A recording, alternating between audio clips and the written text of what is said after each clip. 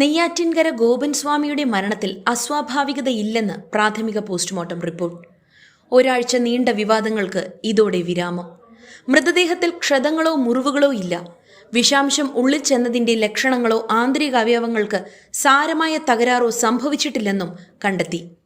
ആരോപണ നിഴലിലായിരുന്ന കുടുംബത്തിനും വിവിധ സംഘടനാ പ്രവർത്തകർക്കും ഇത് ആശ്വാസമായി. ഇന്ന് ഗോപൻ സ്വാമിയുടെ സമാധി വീണ്ടും നടത്തി. ആന്തരിക അവയവങ്ങളുടെ രാസപരിശോധനാ ഫലം, ഫോറൻസിക്, പാത്തോളജി റിപ്പോർട്ടുകൾ വരും ദിവസങ്ങളിലേ ലഭിക്കൂ.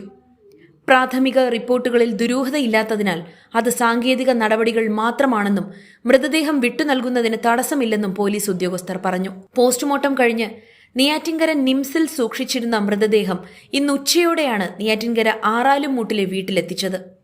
തുടർന്ന് നേരത്തെ സമാധിയായിരുന്ന അതേ സ്ഥലത്ത് വിപുലമായ ചടങ്ങുകളോടെ മഹാസമാധി നടത്തി ആരോപണങ്ങളിൽ അഗ്നിശുദ്ധി വരുത്തി. കുടുംബത്തിന്റെയും VSDP, അഖിലേന്ത്യാ നാടാർ അസോസിയേഷൻ തുടങ്ങിയ വിവിധ സംഘടനകളുടെയും നേതൃത്വത്തിൽ ആയിരുന്നു ചടങ്ങുകൾ നടന്നത്.